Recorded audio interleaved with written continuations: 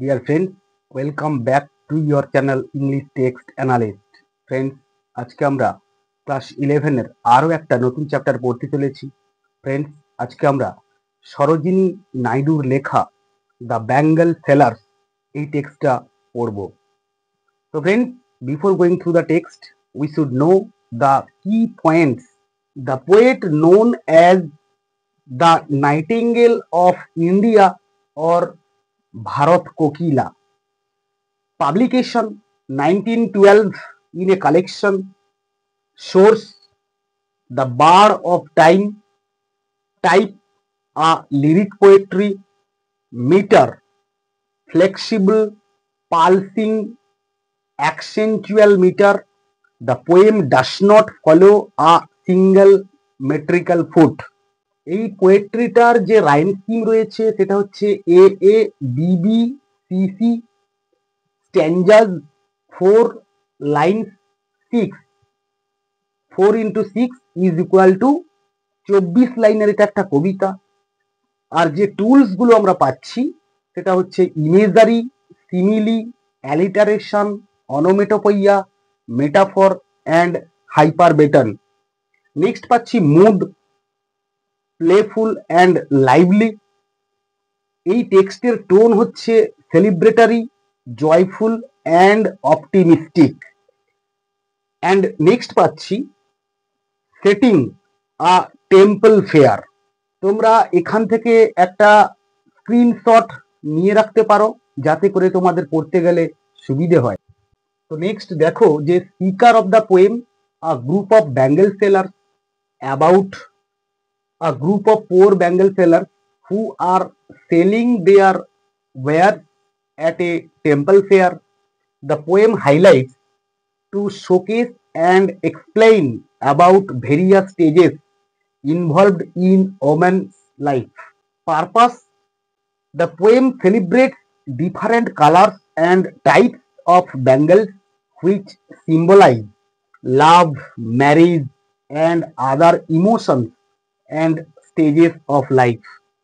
Message: a celebration of Indian womanhood depicting the different stages of a woman's life through symbolism of colorful bangles. Next দেখো যে থিমটা আমরা একটুখানি দেখে নেব এবার। The poem celebrates the beauty of a women's life and different stages of womanhood. The poem also explores the connection between bangles and the role they play in making women happy. এই point দেখে নেব। দেখো যে celebration of womanhood, women's roles, ideal women. আমরা next চলে আসবো central আইডিয়াতে, the exploration of womanhood in Indian culture as reflected through the symbolism of bangles. Next চলে আসবো যে হিস্টোরিক্যাল কনটেক্সট কি ছিল এই টেক্সটের। This poem was written at the turn of the 20th century when India was undergoing a period of cultural and social change. The poem reflects the idealized vision of Indian femininity at the time and women's role in Indian society. Next চলে আসবো দেখো যে pink colour symbolizes femininity, love, compassion and tenderness. Silver and blue purity and young women. Yellow bangles represent brides. Purple of grey bangles represent mature wives. এখানে আরো একটা point আমরা লক্ষ্য করব যে what is a rhetorical question? A rhetorical question that does not expect an answer but to make a point, emphasize an idea or provoke thought within the audience.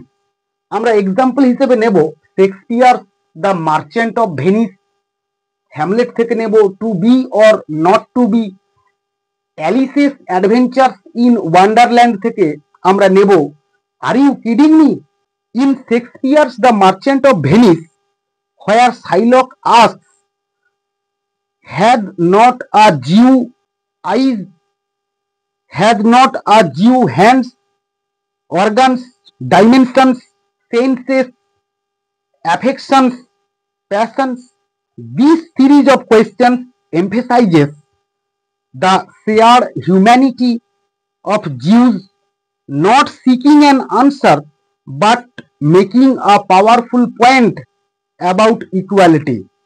R had হচ্ছে একটা archaic use of word, এটা হলো একটা third person singular number যার present form হচ্ছে have. Next আমরা চলে আসবো, এই টেক্সটটা হচ্ছে একটা লিরিক পোয়েট্রি, আমরা আগেই জেনেছি। তো এই লিরিক পোয়েট্রি ব্যাপারটা কি আমরা একটুখানি দেখে নেব। দেখো যে এই লিরিক পোয়েট্রির অরিজিন বা উৎপত্তি কোথায় হয়েছিল।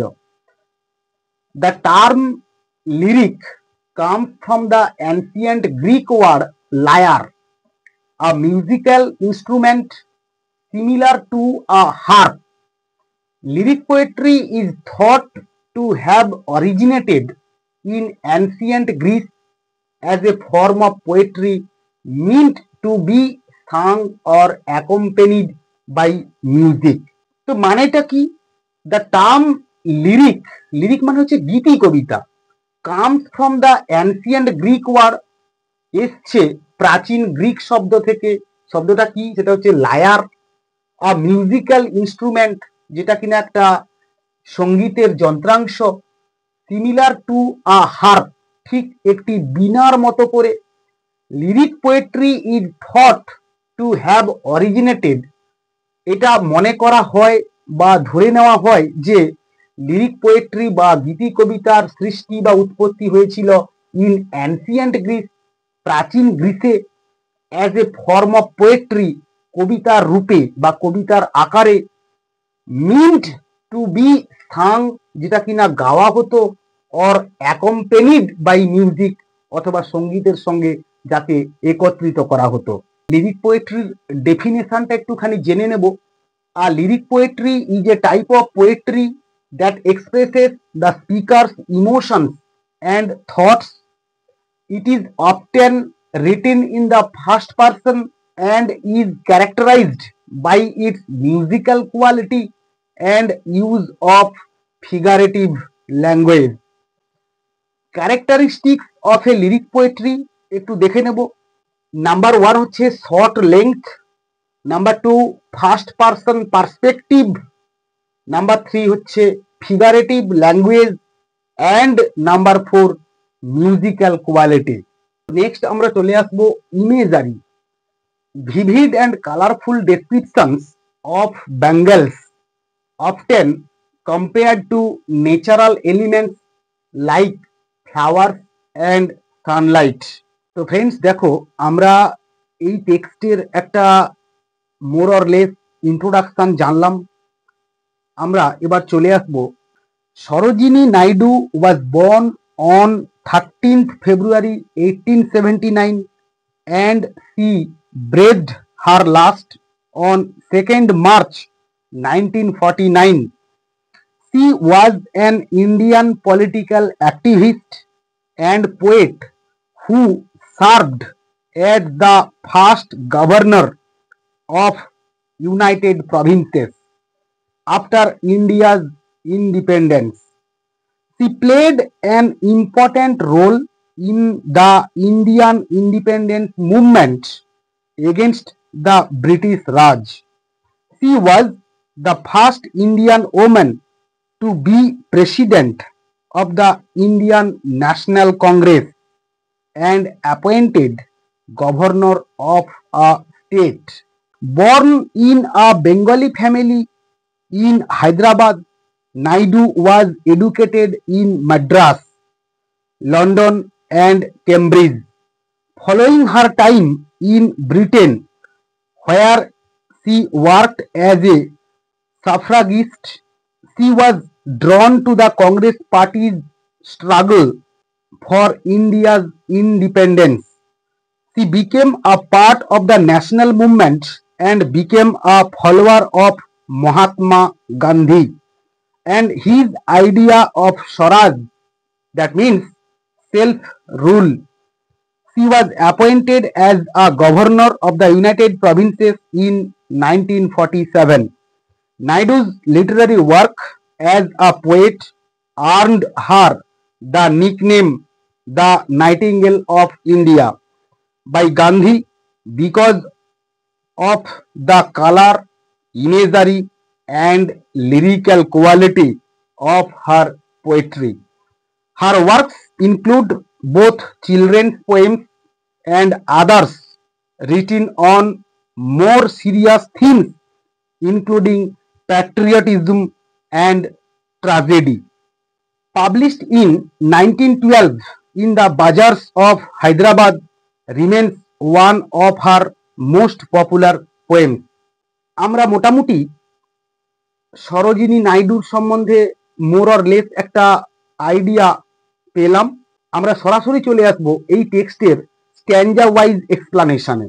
তো ফ্রেন্ডস দেখো, in স্ট্যান্জা 1 depicts the bangle sellers are shouting as they are trying to sell their bangles in the temple fair because they are proud vendors showcasing their beautiful symbolic jewelry at a festive marketplace.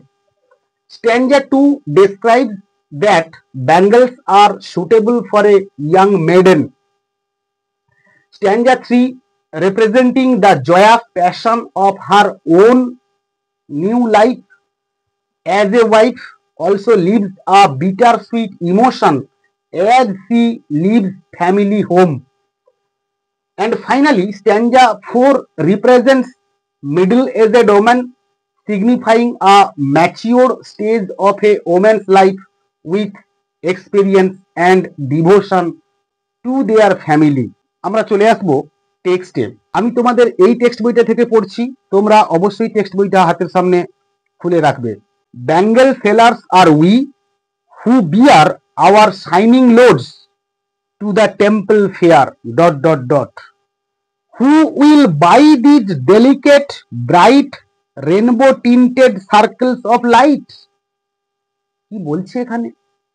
তো বলা হচ্ছে যে আমরা হলাম চুড়ি বিক্রেতারা, যারা বহন করে নিয়ে যাই আওয়ার শাইনিং লোডস, আমাদের চকচকে বোঝা। চকচকে বোঝা বলতে কাকে বলা হচ্ছে? এই চুড়ির যে বোঝাটাকে বলা হচ্ছে, অনেকগুলো চুড়ি একত্রে রয়েছে। টু দ্য টেম্পল ফেয়ার, কোথায় না মন্দিরের মেলাতে। হু will by this delicate bright rainbow tinted circles of light. Rainbow tinted মানে হচ্ছে এখানে ভ্যারাইটি অফ কালার কে বলা হচ্ছে অফ দ্য ব্যাঙ্গেলস। তো কারা কিনবে এই সমস্ত ডেলিকেট, বেশ দারুণ বা পরিতৃপ্তকর, ব্রাইট উজ্জ্বল, রেনবো টিন্টেড মানে সাত রঙা, মানে সমস্ত ধরনের রং মিশ্রিত চুড়ি এখানে রয়েছে। সার্কেলস অফ লাইট, চুড়িকে এখানে বলা হচ্ছে আলোর বৃত্ত বলে। Lustrous tokens of radiant light, মানে ব্যাঙ্গলস আর লাইক জুয়েলারি। এখানে বলা হচ্ছে যে এই চুড়িগুলো, যেগুলো কিনা একটা করে গয়নার মতো করে, তো এগুলো অত্যন্ত for happy daughters and happy wife. তো কাদের জন্য তারা নিয়ে যেতে বলছে? চিৎকার করে ডাকছে, দিয়ে নিয়ে যেতে বলছে কাদের জন্য? Happy daughters and happy wife, সুখী কন্যাদের জন্য বা খুশি কন্যাদের জন্য, বা কন্যাদেরকে খুশি করতে এবং বাড়ির স্ত্রী বা বউকে খুশি করতে এই চুড়িগুলো তারা নিয়ে যাওয়ার জন্য ডাক দিচ্ছে, বা তারা একটা ট্রেড ক্রাই দিচ্ছে। তো এখানে একটা ইন্ডিয়ান সোসাইটি বা একটা কালচারকে এখানে তুলে ধরা হয়েছে, যেখানে ভারতীয় মেয়েরা বা ভারতীয় বাড়ির বধূরা যারা কিনা এই চুড়িগুলো কিনতে এবং পরতে অত্যন্ত পছন্দ করে এবং তারা সেগুলো পেলে অত্যন্ত খুশি হয়। নেক্সট চলে আসবো সেকেন্ড স্ট্যান্জাতে। Some are meet for a maiden's wrist. Some are meet, কিছু কিছুগুলো পরলে শোভা পায় বা শোভা বর্ধন করে। ফর এ মেডেন্স রিস্ট, একটা কুমারী হাতের কবজিতে। Silver and blue as the mountain mist, রূপলি এবং নীল ঠিক পর্বতমালার উপর জমে থাকা তুষারের আবরণের মতো করে। আমি বলেছি আগেই যে silver and blue represents purity and young, silver and blue as the mountain mist that suggesting the freshness and innocence of the youth girl. Some are flushed like the birds that dream on the tranquil brow of a woodland stream. কিছু কিছু অত্যন্ত flushed like the birds representing the anticipation of love and marriage, আর যেগুলো কিনা অত্যন্ত বনভূমিতে শান্ত ঝর্ণার মতো করে মনে হয়। ফ্লাস্ট লাইক দ্য বার্ডস বলতে কি বলা হচ্ছে, ফ্লাস্ট মানে হচ্ছে ডিপ রেড, গাঢ় লাল। তো কিছু কিছু হলো গাঢ় লাল রঙের বা বর্ণের চুড়ি, দ্যাট ড্রিম যেগুলো স্বপ্ন দেখে, on the tranquil bro of A woodland stream, bro মানে হচ্ছে ব্যাংক বা পাড়, অন দ্য ট্রাঙ্কুইল ব্রো মানে ওই শান্ত পাড়ে, অফ এ উডল্যান্ড স্ট্রিম একটি বনভূমির মধ্য দিয়ে বয়ে চলা একটি ঝর্ণা বা স্রোতের মতো করে। Some are aglow with the bloom that cleaves to the limpid glory of a newborn leaf, আর কিছু কিছু হলো সদ্যজাত পাতাগুলোর মতো যেগুলো কিনা ঝলমল করে, to the limpid glory of a newborn leaf. আর লিম্পিড বলতে এখানে বলা হচ্ছে যে স্বচ্ছ বা উজ্জ্বল, যেগুলো অত্যন্ত উজ্জ্বল। নেক্সট চলে আসবো স্ট্যাঞ্জা 3-তে। Some are like fields of sunlight corn, আর কিছু কিছু চুড়ির রং হলো ঠিক শস্য পেকে গেলে যে সোনালী বর্ণ ধারণ করে এবং তার উপরে অস্তমিত সূর্যের যে রশ্মি বা ছটা এসে পড়ে, সেই যে আভা বা সেই যে আলো, সোনালী রঙের একটা আলো বা আভা তৈরি হয়। তো কিছু কিছু হলো সেইগুলোর মতো করে, মানে এই fields of sunlight corn represents the joyous and passion of her new life as a wife. Meet for a bride, যা কিনা একজন কনের হাতে শোভাবর্ধনকারী, on her bridal morn, morn বলতে এখানে মর্নিংকে বলা হচ্ছে, এটা একটা পোয়েটিক্যাল ডিভাইস আর কি। Meet for a bride on her bridal morn, যা কিনা শোভাবর্ধন করে একজন কনের হাতে তার বিয়ের দিন সকালবেলায়। Some like the flame of her marriage fire, আর কিছু কিছু হলো ঠিক বিয়ের অগ্নিশিখার মতো করে। তো আমাদের হিন্দু ধর্মে অগ্নি সাক্ষী রেখে বিয়ে করতে হয়, তো সেই অগ্নির যে লেলিহান শিখা একটা রং চুড়ি রয়েছে, যেগুলো কিনা একজন কনে তার বিয়ের দিন পরিধান করে। Or rich with the hue, hue মানে হচ্ছে colour, or rich with the hue of her heart's desire, যা কিনা তার হৃদয়ের বা মনের ইচ্ছের রঙের সঙ্গে মিশ্রিত হয়ে যায়। টিঙ্কলিং লুমিনাস টেন্ডার অ্যান্ড ক্লিয়ার, তো এই চুড়িগুলো যখন একসঙ্গে হাতে থাকবে তখন তো একটা ঠুংঠাং আওয়াজ হয়। তো বলছে টিঙ্কলিং মানে হচ্ছে একটা ঠুংঠাং আওয়াজ তৈরি করে, লুমিনাস অত্যন্ত দীপ্তিমান, রেডিয়েন্ট যেটাকে বলে, টেন্ডার কোমল, অ্যান্ড ক্লিয়ার এবং স্বচ্ছ বা একদম বিশুদ্ধ। লাইক হার ব্রাইডাল লাফটার, ঠিক তার বিয়ের দিন তার মুখে যে হাসিটা ফুটে ওঠে, অ্যান্ড ব্রাইডাল টিয়ার, এবং সঙ্গে সঙ্গে তার চোখে যে, মানে বিয়ে করে সে অন্যের বাড়িতে, এই বাড়ি থেকে তার চলে যাওয়া হবে, তো সেই কারণে তার চোখে যে অশ্রু, সেই অশ্রুর রঙে রাঙানো। আমরা চলে আসবো 4th স্ট্যাঞ্জাতে। Some are purple and gold flecked grey, কিছু কিছু হলো ময়ূরপঙ্খী রঙা অ্যান্ড এবং সোনালী ধূসর বর্ণের। For she who had journeyed through life midway, কারণ সে তার জীবনের অর্ধেকটা পথ অতিক্রম করে চলে এসেছে বা কাটিয়ে এসেছে বা পেরিয়ে এসেছে। হুজ হ্যান্ডস হ্যাভ চেরিশড, আর যার দু হাতে লালিত হয়েছে বা পালিত হয়েছে। হুজ লাভ হ্যাজ ব্লেসড, আর যার ভালোবাসায় আশীর্বাদ প্রাপ্ত হয়েছে, অ্যান্ড ক্র্যাডেলড ফেয়ার সন্স, এবং ফুটফুটে বাচ্চাদেরকে দোলায়িত করেছে বা দোলনাতে দুলিয়েছে, দিয়ে বড় করেছে। অন হার ফেথফুল ব্রেস্ট, তার বিশ্বস্ত বুকে আগলে রেখে। And serve her household in fruitful pride, এবং বাড়ির সমস্ত গৃহস্থালীর কাজকর্ম সে অত্যন্ত গর্বের সঙ্গে প্রত্যেক দিনের কাজ প্রত্যেক দিন সে ডিউটি অনুযায়ী সমাপ্ত করেছে। And worship the gods at her husband side, এবং তার স্বামীর পাশে বসে তার সে দুঃখিত হয়েছে, তার সুখে সে সুখী হয়েছে। অ্যাট হার হাজব্যান্ড সাইড বলতে তার স্বামীর পাশে বসে সে ভগবানের কাছে প্রার্থনা করেছে এই সংসারের সুখের জন্য, এবং তার স্বামীর দুঃখকে সে ভাগ করে নিতে চেয়েছে। Fourth stanza represents middle aged woman, signifying a mature stage in a woman's life with experience and devotion to their family duties. তো ফ্রেন্ডস, আমরা টেক্সটটা এখানেই শেষ করলাম। আমার এই টেক্সটের অ্যানালিসিস তোমাদের কেমন লাগলো অবশ্যই তা কমেন্টের মাধ্যমে জানিও। আর যদি ভালো লেগে থাকে তাহলে বন্ধুদের মধ্যে শেয়ার করো, এবং আমার চ্যানেলটাকে সাবস্ক্রাইব করো এবং একটি লাইক দিও।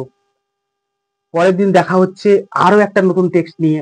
ততক্ষণ পর্যন্ত keep watching my channel, keep smiling and stay blessed.